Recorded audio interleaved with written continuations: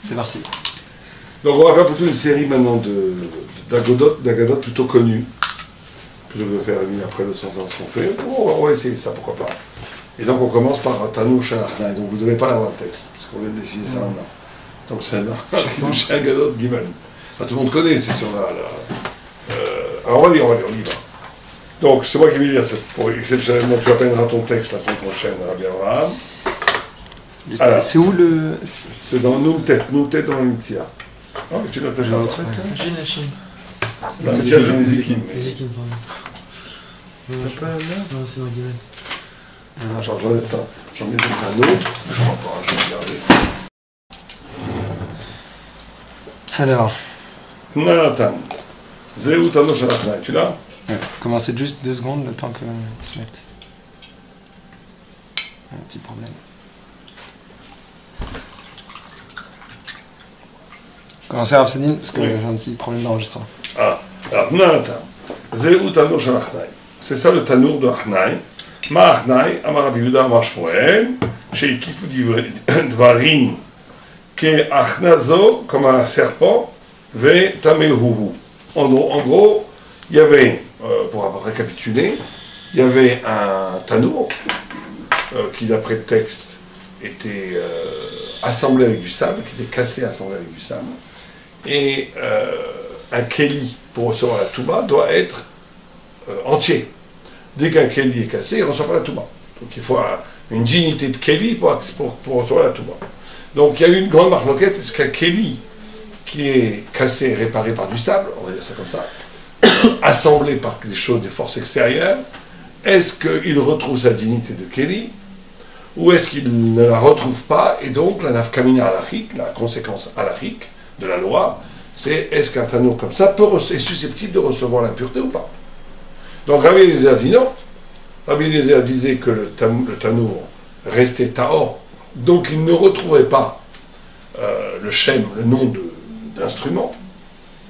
Il restait dans sa brisure, on va dire ça comme ça, alors que les rabbins pensaient que l'assemblage d'un Tanour, d'un four avec du sable, pouvait redonner au Kéli son nom de Kéli. En gros, ça va marcher. Maintenant, pourquoi est-ce qu'on appelle Tanour Achnai? Achnai, c'est le nom d'un serpent, donc ça veut dire qu'ils ont entouré Rabbi Eliezer d'arguments, on va dire, pour rendre tamé le Tanour, et que lui n'a pas accepté, on va voir l'histoire, et que voilà l'histoire. Alors déjà, une des interprétations qu'on peut donner, c'est à savoir, est-ce que on pourrait presque y voir une figure d'un homme ou d'une personne qui a été brisée, qui a été cassée, qui a fauté, qui a fait rentrer des blessures en lui, qui a fait rentrer des abîmes en lui, et qui est reconstruit par des forces extérieures. Ça peut être même la Torah. Est-ce qu'il retrouve une complète dignité humaine? C'est possible qu'une psychanalyse est capable de rendre à la personne son intégrité psychique. Si on devait traduire en termes modernes la question, ça pourrait être cela. Est-ce que l'homme est capable de se reconstruire au point où il redevient absolument identique à ce qu'il était avant la brisure? Il ne cherche pas à être identique, il cherche à évoluer de ses conclusions, ça peut le Oui, parfaire. Oui, tout à fait. Mais est-ce que quelqu'un qui aurait fait cela, est-ce qu'il retrouve un Shem Kéli? Rabbi Eliezer, à première vue, dit non. Que la brisure sera toujours présente, il y aura toujours quelque chose d'imparfait, de cassé. Et les rabbins qui sont plus optimistes diront oui, qu'on peut arriver à une plénitude, même à partir de la brisure. Mais en tous les cas, la Gemara elle continue. La Gemara elle dit qu'il y a eu de grandes discussions. Ma'achnai, de El Lomar Sheshem Atanur Kar'u, Oshem Balabay Kar'u, des Manav Kamina. Bon, alors ça c'est une exégète simple. Le Maral nous dit pourquoi est-ce que la Gemara est obligée d'interpréter allégoriquement le nom de Tanour. Pourquoi il n'a pas dit que c'est le nom du bonhomme ou le nom de l'endroit? Parce qu'il nous dit tout simplement parce qu'en Nafkamina, la Gemara ne s'amuse pas à te donner des lieux, des noms de lieux ou des noms de personnes s'il n'y a pas d'enseignement. Donc le seul enseignement qui nous reste, c'est le fait qu'ils ont entouré ces paroles comme un serpent. Alors, ce qui s'est passé après, il n'y a pas tout le texte ici. on la Gemara nous dit que Rabbi Eliezer a répondu à toutes les questions. Oui. Au niveau de la maîtrise du savoir, il serait presque acceptable que Rabbi Eliezer avait raison de tous les autres rabbinim. Et pourtant, ils n'ont pas accepté. Ils n'ont pas accepté. Non, ah oui, tu as raison, on va lire directement le texte avant de voir le commentaire. Donc, ils n'ont pas accepté. Il est écrit dans la Gemara ici. Voilà. Natan, Chatrou Chuliot. Il a fait des briques. Venatan Chol ben Achulia, les Chulia, Rabbi Eliezer Metaech, Rabbi Eliezer. Ok. זהו תנור של אחדאי. מה אחדאי? אמר רבי יהודה אמר שמואל שהקיפו דברים כאחדאי. זו בתימי, הוא לא rendu tout à l'heure. תנא, באותו יום השיב רבי אליעזר כל תשובות שבעולם. Ce qui est incroyable déjà. Rabbi Eliezer a répondu à toutes les questions. Donc ils auraient dû dire oui. Ils auraient dû dire t'as raison. Puisqu'il a répondu à toutes les objections que les Chachamim ont fait, Velo Kiblo, ils n'ont pas accepté. Donc déjà, on a une interrogation ici. C'est pourquoi est-ce que, alors qu'il a répondu à toutes les questions, ils n'ont pas accepté. Comme si Rabbi Eliezer représentait une configuration de la Torah qui a bien entendu sa cohérence absolue, qui a sa vérité absolue, mais que les Chachamim ne voulaient pas accepter. Il y aurait donc une sorte ici, non pas de lutte sur une position purement halachique du Tanur Shalachnai, mais il y aurait une lutte sur quelle Torah doit prévaloir au Sanhedrin. Certains veulent dire que Rabbi Eliezer, c'est la réincarnation de Moshe Rabbeinu, justement, d'une Torah divine. C'est un Beth Shammai, il a été mis, après on verra la fin de cette histoire tragique, il a été mis en Chem. Et certains disent qu'il était dans les Rashi dit très souvent qu'il fait partie de l'école de Shammai. Or, Shammai, c'est Shamaim, c'est le ciel, Hillel. C'est-à-dire qu'il y aurait deux façon de comprendre la parole de Dieu, une façon qui réintroduirait dans le cerveau humain, dans la conscience humaine, dans l'intelligence humaine, une dimension verticale, sans concession, ou plutôt sans humaniser la pensée. Autant se peut, qu'il y aurait une possibilité d'introduire une dimension quasiment divine de la pensée, dans la halakha et dans la façon dont interpréter la Torah. Et Hillel, chaque fois on voit ça, c'est tout le temps comme ça, qui est capable de modifier, ou plutôt de traduire, pas d'adapter, c'est pas Bidyavet chez lui, c'est de traduire, de donner une importance à la réception divine, à la réception plutôt humaine, à l'expression divine. Bon. Et donc ça serait peut-être ça qui serait en jeu ici. Ils ne veulent pas d'une Torah qui fait fi de la réception divine. Ils veulent une Torah qui intègre dans l'expression de la Torah elle-même la dimension de la dimension, comment l'homme comprend cette Torah, et que comment l'homme comprend cette Torah devient lui-même Torah. Ça serait ça la marloquette entre Beth Shammai et Beth Hillel, ça serait la marloquette radicalisée entre Rabbi Eliezer et les sages. Même Shammai, c'est aussi une certaine forme de compréhension de la Torah. Tout le monde est d'accord que l'homme comprend. Mais Shammai considère qu'il y a dans le Tselem Elohim une possibilité de réintroduire une dimension absolument verticale, absolument fidèle à l'objectivité de la parole divine, qui fait complètement fi d'une perspective humaine. Une des marques très connues entre les Shammai et Beth Hillel, c'est par exemple, c'est une Kala et moche. Elle est bossue et tout. Est-ce que tu peux dire qu'elle est belle? Beth Hillel dit oui, qu'elle peut être belle. Ah, pourtant elle n'est pas belle. Elle est objectivement pas belle. Elle est affreuse. Mais simplement, tu dis, puis tu es capable d'intégrer une subjectivité de la beauté du style Marie. L'a épousé, c'est qu'il lui trouve quelque chose. Et donc, il y a une dimension de beauté qui n'est pas objective, mais subjective, qui a un statut halachique, au point où on peut dire, Kala Na'a B'Chassida. Mais Beth Shammai se refuse à ça, en disant, tu ne peux pas faire une xéra de dire Kala Na'a B'Chassida, alors que la Torah dit Midvar Sheker Tichak. Voilà pour avoir un exemple, il y a plein d'exemples. Est-ce que c'est étonnant, c'est intéressant de voir comment les halachot qui sont comme Beth Shammai, ces halachot justement qui gardent le caractère shamaim, le caractère divin. Par exemple, les tzitzit, c'est comme Beth Shammai, c'est pas comme Beth Hillel. Pour justement signifier que il y a les tzitzit, c'est le miroir du ciel. Que là, il n'y a pas de place pour une perspective humaine.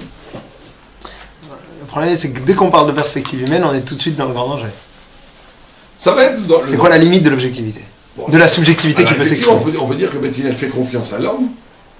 Ça, on va parler de ça. C'est une question très très très importante que tu dis, parce que... Mais on va parler à la suite. Où est la limite de l'hérésie, quoi? On va voir que ce texte donne une place à l'interprétation humaine radicale. Ou est-ce que tu commences pas à dire que ce que tu veux en complètement brouillant le message divin? Ça devient un message humain. Ça va être un des gros problèmes du texte. D'accord? Donc, à la fin, on va continuer sur ce texte, et après on verra. Au bout d'un moment, donc,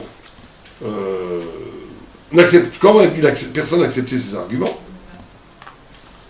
Alors, à Marlène, Rabbi Eliezer dit, Im alacha kamoti, si l'alacha est comme moi, Harouv ze ochia, que ce caroubier, on le prouve. Neka harouv im komo me'ama. Le caroubier s'est déplacé de 100 coudées, un miracle. Le caroubier s'est arraché et a volé, a plané dans l'air pendant 150 mètres. Mais à Marley, Arba Meotama, il y en a qui ont dit 400 coudées, c'est-à-dire 200 mètres. À Morlo, ils ont dit En Mevim, Raya, Minacharouf. On n'apporte pas une preuve du caroubier. Alors qu'est-ce qui se passe ici? Quel est le. Avant de voir ce que dit le Maral, quand on voit le paradis de Tzrak, et quand on voit, excusez-moi, le En Yaakov, les commentateurs de En Yaakov, qu'est-ce que c'est que cette histoire? Qu'est-ce que ça veut dire qu'il prend un caroubier, qui fait voltiger le caroubier pendant 100 ou 400, que c'est une discussion 100 ou 400, pour prouver qu'il a raison, et que eux, ils disent on n'appelle pas une preuve de caroubier. Alors, il y a une explication, on va voir si elle est reprise par le Maral, qui est donnée dans la Yaakov, qui veut dire qu'en réalité, le Rabbi Eliezer est tout à fait conscient qu'il y a un principe qu'on va d'après la majorité. Or, comment a-t-il pu tenir de ne pas accepter le jugement de la majorité en concevant que seul il pouvait créer un antécédent de la loi alors qu'on a un principe dans la Torah, Ahare Rabim La'atot, tu vas d'après la majorité. D'accord? En vérité, ce que disent les commentateurs dans la Yaakov, ils disent parce que le sang, c'est pas aléatoire. Le sang, c'est comme les 100 années de Abraham, après qu'il ait eu 75 ans, où il y a eu la révélation. Et les 400, c'est par rapport à Adam Arishon. Ça veut dire ce que veut dire Eliezer, c'est vrai qu'on va d'après la majorité. Mais le but de la majorité, c'est d'essayer de dévoiler la totalité du vérité. Pourquoi est-ce qu'il y a besoin d'une majorité? Un multiple. Le multiple n'a pas de valeur en soi. Le multiple a une valeur pour donner toutes les facettes d'une vérité pour arriver à l'unité. C'est pour ça qu'il y avait 70 sages, 71 sages, comme les 70 nations. Parce que c'est pour ça qu'on appelle le Sanhedrin des Chaverim. Ça veut dire qu'il y a une phrase magnifique extraordinaire dans Nimrod, dans Dor HaPalaga, c'est Dvarim Achadim, Safa Echad Dvarim Achadim. Ce qui est une aberration linguistique. Une seule parole avec des paroles, un pluriel, Achadim, un pluriel singulier. C'est quoi ce Achadim? C'est O Echad O Rabim. Achadim, ça veut dire quoi Achadim? Et certains commentateurs disent c'est ça l'extraordinaire. La langue originelle, qui est l'hébreu, en réalité, l'hébreu réel, pas l'hébreu d'aujourd'hui, l'hébreu politique, mais l'hébreu talmudique, l'hébreu biblique, l'hébreu réel, c'est une unité plurielle, unité. C'est une unité qui est capable de porter en elle tous les sentiments de 70 facettes de l'humanité. C'est-à-dire qu'il y a 70 facettes de l'humanité, comme il y a Shivim Panim de la Torah, 70 façons de recevoir la Torah, parce que, et c'est une chose qu'on a pratiquement complètement oubliée aujourd'hui, nous les Torah, on n'est pratiquement plus jamais capable de dire une parole qui est porteuse de plus d'un élément. Trouve-moi quelqu'un qui est capable de dire une parole qui a 70 facettes, je te dis, moi j'en connais pas. Quelqu'un qui est capable de dire une parole qui porte 70 facettes, ça veut dire qu'il est capable de raisonner dans les 70 facettes de l'humain et qui en même temps ne perd pas son unité. Je peux dire 70 pshatim. C'est pas ça le pshat. C'est que chaque fois que tu dis une facette, cette facette, de façon dialectique donne à l'autre sa réalité dialectique. Ça veut dire que chaque facette est comme un diamant à 70 facettes. Donc tu prends une facette d'un diamant, ça ne vaut rien. Tu prends 70 facettes d'un diamant, la lumière qui se dégage de 70 facettes fait un foisonnement de lumière qui donne une unité à cette lumière. Eh bien, il y a une vérité qui est capable d'être multipliée un en même temps. C'est ça la notion de Rabim Natot. C'est-à-dire que tu vas d'après la majorité, parce que cette majorité constitue la possibilité d'essayer, même le Sanhedrin essayer, de rejoindre l'unité. Primordiale à partir de la multiplicité. Parce que nous, actuellement, nous confondons l'unité avec le chiffre numérique de 1. C'est pas parce que tu dis une idée qu'il y a une unité. Au contraire, parce que tu dis une idée, elle est séparée. Donc elle n'est pas unité. Elle est en exil de la vérité qu'elle essaie d'exprimer. La vérité absolue ontologique est capable de dire une unité absolue, un peu ce que le Gaon de Vilna sait faire, de montrer comme la Torah était un arbre, que les racines c'était la Kabbalah, le Talmud le tronc, les branches la Halacha, le Moussar, les feuilles, qu'il a montré, et essayer de montrer que chaque chose est dans chaque chose. Quand il dit, quand tu étudies la Torah, tu étudies le Talmud, quand tu étudies la Torah, et quand tu étudies la Kabbalah, tu étudies le Tchad. Il est arrivé à la fin de sa vie, le Gaon de Vilna, il lisait la Bible, c'est tout, il lisait le Tanakh. Il lisait plus rien d'autre. Chaque mot de Tanakh, il voyait toutes les parloquettes, toute l'unité, toutes les sphères, toute la Kabbalah, tout en un multiple. C'est la vérité. À ce moment-là, tu es dans la vérité. Alors que chaque fois que tu es dans une facette isolée de la vérité, tu es dans une option, tu es dans une opinion presque.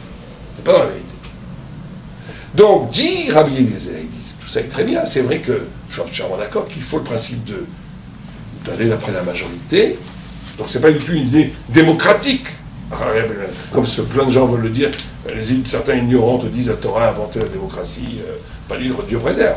C'est pas du tout la démocratie. C'est le rabbin est garant, parce que d'après le Tosfot, même celui qui est contre la majorité devient une partie de la totalité du Beddin.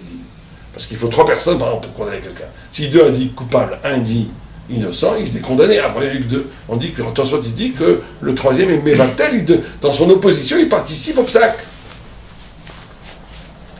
Un vrai psaque de Beddin est capable de te faire résonner le non de son oui. Capable de faire résonner la dimension du peut-être pas de ce qu'il affirme quand même. Dans la Torah, on n'a pas 70 explications dans chaque chose de la Torah. Chaque chose. 70 Je viens pas de mettre en chaque chose. Oui, mais si c'est limité à 70, même dans nos explications à nous, dans nos mots, on a 70. 70. Et pas plus ni moins. Ni plus ni moins. Il y a 70 et quand c'est qu'on n'arrive pas à les cadrer d'une façon certaine, il y a Iridat Adorot, il y a aussi une... Mais même à l'époque, ça n'a pas l'air... On n'a jamais vu, enfin, de ce que je connais, il n'y a jamais eu quelqu'un qui a réussi à faire 70 exactement de chaque... Il faudrait faire un livre dans ça, pourquoi pas. Chaque passage que tu prends donne 70 pshat. Et il faut que ce soit vrai. Parce que les 70 pshat, c'est le pshat américain, le pshat français, le pshat allemand. C'est-à-dire qu'il y a quelque chose dans la conscience allemande qui est une étincelle, qui est une facette de la Torah. Et alors, esquimaux, arabes, polonais, tout ce que tu veux. C'est pour ça, et c'est une des pshatines, d'après la Kabbalah, de l'exil d'Am Israël. Pourquoi Am Israël est exilé en plein endroit? C'est pour réussir à râper, à prendre une facette de l'humanité qui va être judaïsée dans la compréhension. Ashkenaz, Sfarad, c'est très bien. Bon, aujourd'hui, il y a 2 ou 3. En réalité, aujourd'hui, il n'y a plus qu'un, il n'y a plus de lituanien. Tout le monde étudie de toute façon. La Lituanie a focalisé toute la pluralité. Il y a plus de chat. Il y a un seul chat, c'est le lituanien. Il n'y a plus d'autres chats. Même les Sfarad, ils étudient le lituanien. Il n'y a plus rien. Il n'y a plus rien il n'y a plus de chat Sfarad aujourd'hui. Il y a qui sert à Khalil, qui essaie un peu, mais c'est bon. C'est pas bon. C'est très difficile. Il n'y a plus de facettes aujourd'hui, pratiquement. Et ça serait sûrement une tentative messianique d'essayer de le refaire ressurgir. Mais en tous les cas... Mais si on dit que la Torah est infinie, c'est au-delà de ces Shivim Panim la Torah ou c'est dans... Non, c'est infini parce que chaque pshat est infini. Il a un écho infini. Chaque facette n'est pas un pshat monolithique. Chaque facette, à un certain niveau, chaque facette, 70 facettes. Et ceci infiniment. Mais les 70 sont une clé interprétative absolue. Simplement, il y a une profondeur infinie dans chaque facette, et surtout, chaque facette se démultiplie elle-même en 70. Et ceci infiniment. Ça, c'est peut-être pour répondre à sa question. Comment ça répond à sa question? Il dit qu'on ne voit pas, au contraire, même le premier 70. Nous, on dit qu'il y a une infinité de 70.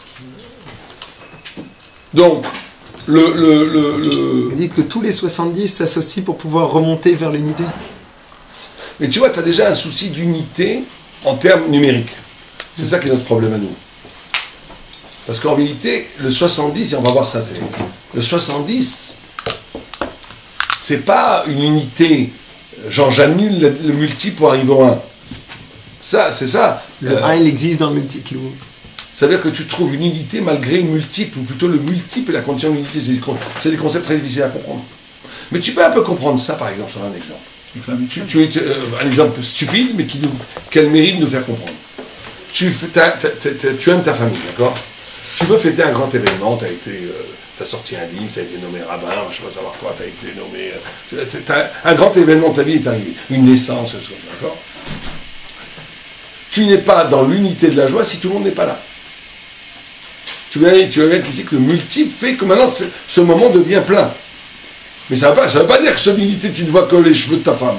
Tu vois que tu vois qu'un élément. C'est qu'au contraire le multiple participe à la plénitude d'une unité. Donc c'est d'être multiple dans l'un. Le multiple est constitutif de l'unité, et l'unité donne un sens aigu à toute particularité. C'est ça l'idée du... Et dans la pensée, c'est très difficile d'arriver à ça. Parce que la pensée aujourd'hui, il y a deux grandes tares dans la pensée. Il y a une première tare, c'est la synthèse. Il y a plein de livres aujourd'hui qui se créent comme ça. C'est synthétique ça. Tu fais plein de... C'est des sikoumis. Moi-même j'ai écrit un livre de sikoum. Mais c'est un livre c'est aucun rapport avec ça. Tu rapportes du multiple. Ou bien tu essayes de penser. Or, une pensée n'est une pensée valable que si elle est affirmative. Une pensée n'est une pensée que si elle affirme quelque chose. Quelqu'un qui affirme jamais quelque chose, comment tu reconnais quelqu'un qui pense ou quelqu'un qui ne pense pas? C'est quelqu'un qui affirme ou qui n'affirme pas. Quelqu'un qui ne peut jamais dire je. C'est pas qu'il est dans la pensée, il est dans l'analyse, il est dans le recensement des possibilités. Il n'est pas dans la pensée. Une pensée, c'est toujours une affirmation d'une vérité. Tu ne penses vraiment qu'au moment où tu as touché un point où tu sais que c'est vrai. Au prix même de ta vie, ça, certaines fois. C'est ça. Là, tu commences l'acte de penser. Ça, c'est magnifique, mais une affirmation, elle a tendance toujours à être sélective. Elle a toujours tendance à être partielle. J'affirme que ça, c'est vrai, le reste faux. Aujourd'hui, pour arriver à ce niveau intellectuel du Dvarim Achadim, il faudrait... Et c'est peut-être une des pshats de la klala de Babel. Il n'y a peut-être plus d'unité. Et nous-mêmes, c'est vrai qu'on dit qu'Abraham n'était pas dans... L'hébreu n'était pas dans la klala. Les autres nations l'étaient, dans l'éclatement de la langue. Mais c'est très possible que l'exil, la galoute, l'influence des goïms, a fait que nous-mêmes ayons perdu la science et le savoir d'une pensée affirmative qui rend compte de toutes les multiplicités. Une pensée affirmative qui n'est pas dans la négation. Très difficile. Toute pensée affirmative, normalement, naturellement, est dans la négation. En tous les cas, commençons. On fera plusieurs séances sur ce thème, parce qu'on ne peut pas le faire en une fois, bien sûr. Vous voyez aujourd'hui une pensée affirmative dans la négation. Quand tu dis, par exemple, tu regardes tous les pshatim pour faire l'Agmara, c'est-à-dire, tu aurais pu croire que c'est comme ça. Le pshat pas, je te tiens une couche, je te fais un nouvel yesod, c'est ça le pshat, t'arrives de tout. Donc tu affirmes quelque chose pour nier tout le pshat, tous les malachim dans les shivot. C'est magnifique, attention, moi on fait ça toute la journée. C'est au moins, tu fais pas ça, tu fais rien. Mais il faut savoir que en faisant ça, tu passes aussi à côté d'un autre niveau d'étude bien supérieur. Mais la Gemara aussi fait ça, hein. La Gemara le fait partiellement, oui, mais la Gemara, tu vois bien que la Gemara aussi c'est un texte total. Elle pense que tu connais tout. Franz Zimmermann, il disait, la Gemara n'a pas écrit Midievet. La façon dont elle a écrit, avec soi-disant ses membres, ses Chassaber Mousseré, avec ses contradictions, avec ses couchottes, avec ses trucs, avec ses hésitations, c'est la meilleure façon, les Khatrila, de faire passer le message. Il n'y a pas de meilleure façon. Voilà, est-ce qu'il n'existe pas un niveau prophétique? Bien sûr. Est-ce que le Mashiach va venir et nous révéler quelque chose? Bien sûr.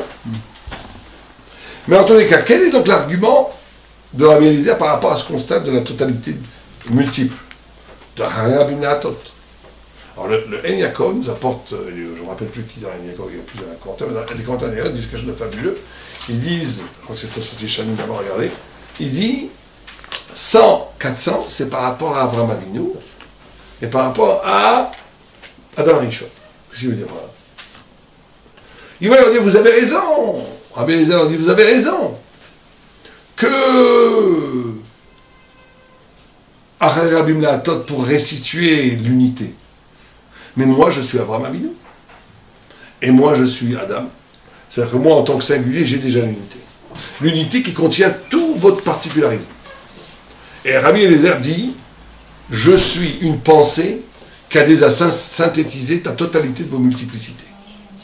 Et donc, bien entendu, dans ce niveau-là, mon unicité est plus valable que votre multiplicité. Abraham Avinu était justement la personne, tout le monde connaît le Midrash, que Abraham Avinu, Ivri, ça veut dire Evera Anar, il était seul de l'autre côté du fleuve, face, alors on a très souvent parlé de ce Midrash, face à la multiplicité du monde. Il était seul à affirmer une vérité face à des millions de personnes qui affirmaient le contraire. Et sa solitude a gagné, puisque 4000 ans après, il ne reste qu'Abraham. Et de la multiplicité de Nimrod et de la Dora Palaga, il ne reste rien. C'est-à-dire qu'il y a une vérité en intensité qui contient toutes les vérités des autres. Un tzaddik qui est un peu dans cette logique de l'unité plurielle. Si c'est un vrai tzaddik, il te voit, il comprend 1000 fois plus que toi, qu'est-ce que tu es, ton problème, etc. etc. Parce qu'il vit, un tzaddik est capable de se démultiplier. Il vit ta joie, il vit ton angoisse, il vit ton problème, et il peut même t'en sortir parce qu'il n'est pas enfermé dans les conditionnements et dans les déterminismes dans lesquels nous sommes. Et donc il est capable un tzaddik est un mutant. Il est capable de se muter en toute autre personne qu'il rencontre. Abraham Avinu était le mutant absolu, puisque Abraham Avinu était la personne qui était capable de porter en lui le secret de toute l'humanité. On dit qu'il avait une pierre ici qui guérissait. Qui guérissait quoi? Il était capable de voir la faille, le problème de chacun et de lui donner la réponse. C'est pas juste magique, le message qui n'est pas qu'il avait une pierre guérisseuse. Il te dit Abraham Avinu, pourquoi? Parce qu'il avait une âme qui portait toute la multiplicité de l'humanité. Comme il était l'âme Tselem Elohim, plus quelqu'un est grand, plus il est universel. Plus quelqu'un est grand, plus il peut être capable d'empathie avec n'importe quel homme. Plus un homme est grand, plus il est en communion avec tous. Plus un homme est petit, plus il est enfermé dans sa singularité. C'est clair. Abraham, c'était la grandeur absolue, puisqu'il pouvait être en empathie avec tous, au point où il pouvait les guérir. Vous vous rendez compte? Guérir toute l'humanité. Et bien, Adam Arishon, selon les 400, portait toutes les âmes. Comme ça c'est écrit. Adam Arishon, il avait toutes les âmes. Toutes les âmes, nos âmes à nous étaient déjà en potentiel, je ne sais pas ce que ça veut dire à Kabbalah, mais en tous les cas, toutes les âmes étaient greffées dans l'âme d'Adam Arishon. C'est pas l'inverse? Que quoi? On a dû faire une séparation des âmes suite au fait qu'Adam Arishon, on a besoin de voir beaucoup de gens, comme il dit Derech Hashem. Oui, mais ça ne change pas. Ça veut dire que tu vois bien que dans le potentiel, toutes les âmes étaient là. Après, pourquoi, comment ça a été séparé, tout est là. C'est pas comme Abraham, parce qu'Abraham c'était sa personne. Ce qu'il voyait, c'était de façon seule son âme face à tout le monde, alors que Adam c'était plus quelque chose qui était. Encore plus. Encore tout était là. Tout était là sans le travail, disons. Bon, d'accord. Mais celui qui dit 400 surenchérit par rapport à 100, parce qu'il dit, comme il dit, c'est même pas que Abraham, par le travail, a réussi à l'empathie, et donc à pouvoir être la parole qui libère la vérité de chacun. Ça, c'est en chacun d'entre nous. Chacun d'entre nous a la possibilité, par le Tselem Elohim, de trouver la porte ou la parole qui libère l'âme de chacun. Comme Abraham. Comme Abraham. Mais Adam, il n'avait pas besoin. Il est né avec toutes les âmes. Donc, qu'est-ce qu'il veut dire en disant 400? Il disait, donc c'est un tour de passe-passe extraordinaire. Alors, il dit, votre multiplicité est caduque par rapport à mon unicité. Parce que si j'étais qu'une unicité séparée, vous avez raison. Mais moi, je suis l'unicité qui est rédimée du particularisme, qui contient tous vos particularismes, et donc je suis l'absolu universel. Je suis Abraham Avinu, je suis Adam encore plus. J'ai toutes vos positions, je sais très bien ce que vous dites, et j'ai tout intégré, tout est un. Et il avait raison. Et il avait raison, puisqu'on dit que c'était le Gilgul de Moshe Rabbeinu, la réincarnation de Moshe Rabbeinu. Or, Moshe Rabbeinu était Shakoul à toutes les Neshamot d'Israël. C'est pour ça que le Maharal de Prague, dans un autre texte, explique que les hommes étaient jaloux de Moïse. C'est incroyable. Moïse, l'homme le plus saint de tous les temps. Les hommes étaient jaloux de Moïse. De leurs femmes. Comme ça que Maharal dit. Comment tu vas être jaloux de Moïse? Tu vas être jaloux de... Tu amènes ta femme voir après Kenevski, ce ne sont pas les femmes, mais Baba Salé. Tu vas être jaloux, c'est ridicule. C'est le kadosh des kadosh.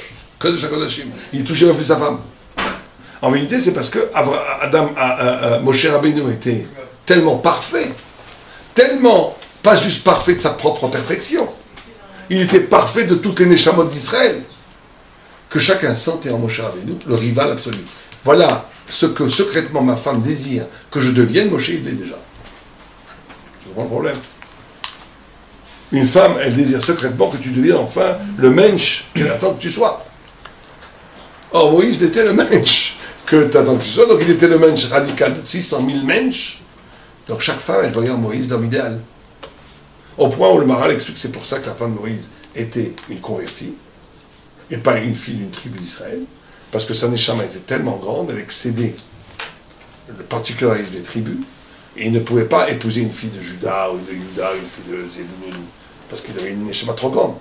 Il fallait donc créer une nouvelle neshama vierge, qui était Tzipora, une guillorette, une convertie, pour que cette neshama vierge puisse plus ou moins s'adapter à l'universelle pensée neshama de Moshe. C'est que du cas d'Israël qui l'avait Moshe? Pas de tout. Non, que le Moïse. Et donc peut-être, il y a écrit qu'en Israël, peut-être que toutes les autres neshamas sont félotes par rapport. Elles prennent leur makor aussi dans les neshamas d'Israël. Mais en tous les cas, voilà le premier argument. Le premier argument que donne Rabbi Eliezer, c'est de dire la halakha doit être comme moi, puisque toute la justification du rabbim, c'est de retrouver l'universel pluriel. Or, je suis l'universel pluriel, supérieur à votre universel à pluriel, puisque vous, il est fracturé, moi, il est retrouvé à l'unité primordiale, puisque je suis un dans la pensée absolue de Dieu qui prend avec vous tous les différentes pensées que vous avez. Implacable. Avoir une objectivité parfaite pour pouvoir affirmer ça sans être en train de... Non, une objectivité parfaite qui rend compte de mon particularisme. Non, mais lui-même, quand il affirme ça... Oh non, il ne faut pas rentrer en psychologique, là. On est bien... Non, c'est un niveau de gava... Il n'y a pas de gava, il y a une alava totale, on est dans les gdolim des gdolim, on est... Rabbi Eliezer, on est au plus haut, là. On n'est pas du tout dans les... On n'est même pas dans les calculs d'aujourd'hui, mais dans les gdolim du 20e, 18e siècle. On est vraiment à un niveau supérieur. On est à un niveau où on est dans la vérité absolue.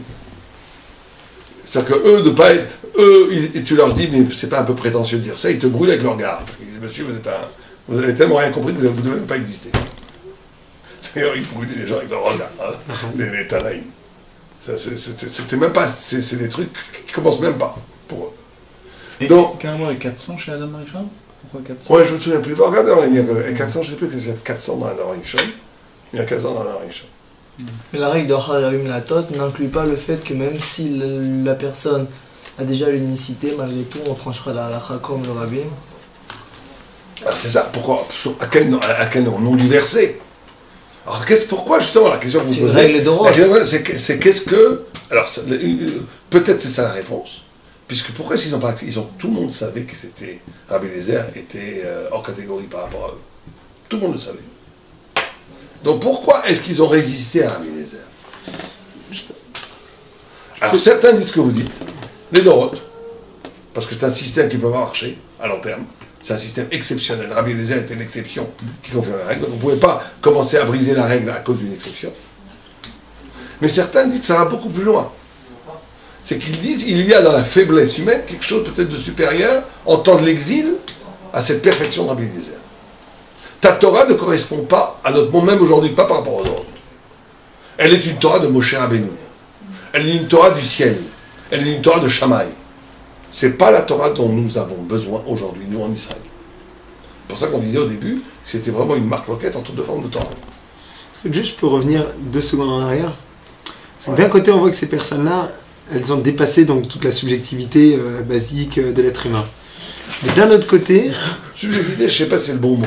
Ils ont dépassé l'égotisme humain, avec tout son cortège de complexes, d'ego, de prétention, d'orgueil, de désir, tout ça n'existe plus. Il y a une partie de moi qui s'exprime dans la Torah, non?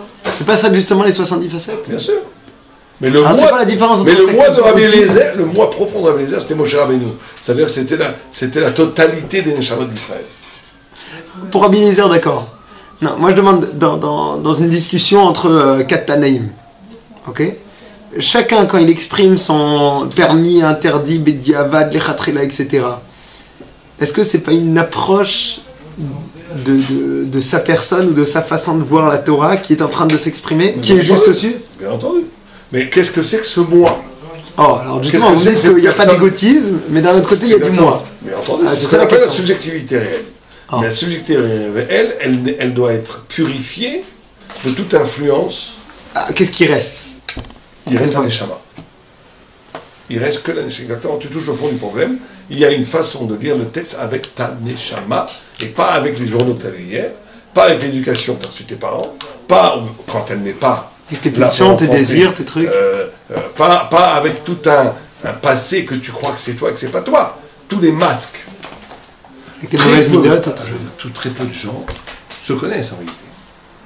Ceux qui se connaissent, c'est les Gdolim. C'est les immenses Talmidei Chachamim. La plupart des gens confondent ce que la vie a fait d'eux avec eux. Et c'est pour ça qu'ils sont idiots. Je ne dis pas idiots. C'est pour ça qu'ils ne pensent pas bien. C'est pour ça qu'ils n'arrivent pas à arriver. Ils disent une gomme, ils ne comprennent rien. Pourquoi ils ne comprennent rien? Parce qu'ils ont. Ce qui pourrait leur permettre de comprendre que leur intelligence profonde est complètement bouchée, est complètement voilée par toutes sortes de voiles, que sont la culture, que sont l'éducation, que sont le politique correct, que sont les appétits sociaux, que sont... on pourrait jusqu'à demain matin de dire les chiffons sur chiffons sur chiffons. Ce qui fait que la lumière divine à l'intérieur de toi, qui est la fulgurance de l'intelligence, qui peut tout comprendre, elle ne peut rien comprendre. Tout acte d'intelligence demande une brisure de l'ego. C'est pour ça que même chez les Rachaïm, c'est comme ça. Tu vois dans la paracha la semaine dernière, que je crois que ça s'appelait Ever, celui qui a fait des ailes pour monter, combattre Dieu. Alors les commentateurs disent comment tu fais des ailes pour combattre Dieu? Bon, tu vas monter jusqu'à demain, c'est comme l'idiot d'astronaute russe, là, comment il s'appelait, là, le premier qui monte dans l'espace. Gagarin. Il a dit j'ai pas rencontré Dieu là-haut, là. Dans la grosse blague russe, avec la vodka juste après, avant ou après. C'est que Dieu, il n'est pas dans les. C'est pas diamant. C'est pas proportionnel à une distance physique, voyons. Non, mais ça veut dire que même un rachat, il est obligé de faire un arrachement. La notion d'aile, de s'arracher, c'est comme Kadosh, Kadosh, Kadosh. Un rachat, même dans sa tentative de se révolter, il ne peut pas se révolter, ça reste un petit bourgeois. Il faut un arrachement. Il faut s'élever. Même dans le mal, il faut s'élever. Mais en tous les cas, ce que dit ici c'est ça. Alors pourquoi les rabbis n'ont pas accepté l'argument? Parce qu'ils disent cette façon de proposer une Torah qui est le pur miroir du divin n'est pas la Torah. La Torah va être justement dans la faiblesse de l'interprétation humaine. On va voir la suite du texte. On va voir ce que dit le Maral sur ça. C'est difficile ce que vous dites. La Torah va être dans la faiblesse de l'interprétation humaine. Ouais. Elle doit être capable de sublimer la faiblesse de l'interprétation humaine. On va voir ça plus tard. Et on va voir que cette faiblesse va devenir la plus grande force d'Israël. Alors justement, c'est là où on rentre dans des choses très... C'est peut-être pour ça d'ailleurs qu'on ne pousse pas tellement à ça, parce qu'on rentre effectivement dans des limites dangereuses. Bien évidemment que cette Gemara, c'est une des sources pour tous les réformés, etc. Oui, mais alors c'est vraiment l'anti... Celui qui comprend bien, c'est l'anti-réforme. Ah ouais. On va voir ça, justement. C'est vraiment l'anti-réforme, ça. Parce que c'est très très très fin. Non, parce comme- qu'à la fin, enfin, on verra ça à la fin. À la fin, c'est la Yirat Shamayim. Dieu va nous juger après 120 ans sur les pshatim qu'on a dit. Quelle est ta motivation profonde de l'avoir dit? Or, tous les réformés, tous les applicancés, tous, ils disent toujours une parole qui va qui est justifier leur- sous-entendue par une accréditation sociale. D'être dans le coup, d'être dans le... de dire ce qui est moderne, politique correct. En réalité, ils trahissent Dieu pour avoir une parole belle, acceptée par les goïms, par la belle conscience contemporaine. Et c'est là où ils trahissent. Mais si quelqu'un veut dire un pshat, les Shem Shamaim jusqu'à la mort, je te promets qu'il ne sera pas la pégrose. Il n'y a pas d'apégrose possible à ce niveau-là. Il n'y en a pas. Bon, mais ça, bon, effectivement, c'est des choses tellement fines que tu peux pas le prouver à la limite.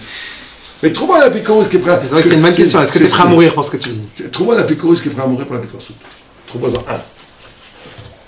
Ils sont tous en train de tromper leurs femmes, tous en train de faire tout le temps en train de faire le beau, dans des colloques, ils font jamais rien de grand. Jamais. Parce que c'est tout le temps... Aucune messirut nefesh. Aucune mission, c'est manipulé par la satisfaction sociétale, c'est social. Donc, voyons ce que dit juste... il nous reste 5 minutes. Donc on essaiera de commencer à l'heure et finir dans les autres fois. Bon, on va faire 3 ou 4 cours là-dessus parce que c'est fondamental. Alors voyons ce que dit le Maharal. Charouf. יש לך לדעת כי הטריל בחרוב, כי החרוב הוא מורכב אחרון, il est un mélange dernier, כי הטריל האם הפשוטים ואחר כך הדוממים, ואחר כך הצמחים, נחשב החרוב מורכב אחרון. אבל בעל אחרים, כן, מצב רוח חיים שיש בהם נפש, והנשב אינה מורכבת. וגם כן אין לחשוב אותם פשוטים, כי בוודאי מורכבים הם. לפיכך לא זכר כאן בעלי חיים. Tout de suite, le Maharal, son habitude, te dit, pourquoi il a pris le Charouf? Parce que le Charouf est le dernier mélangé, on va dire, Mourkab. Pourquoi?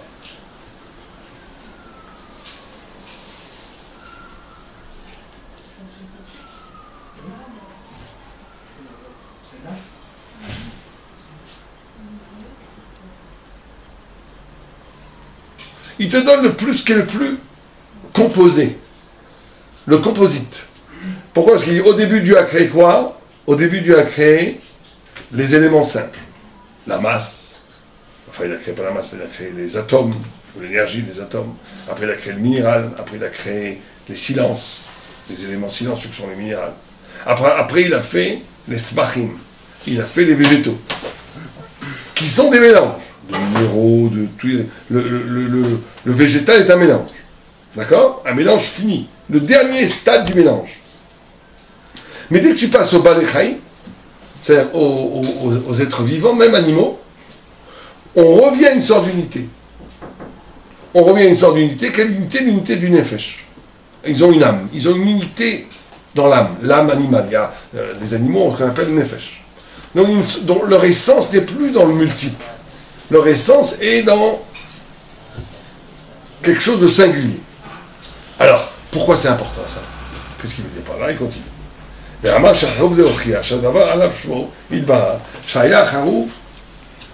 Mais il a il veut que le charouf, qui est multiple, témoigne comme lui l'a dit.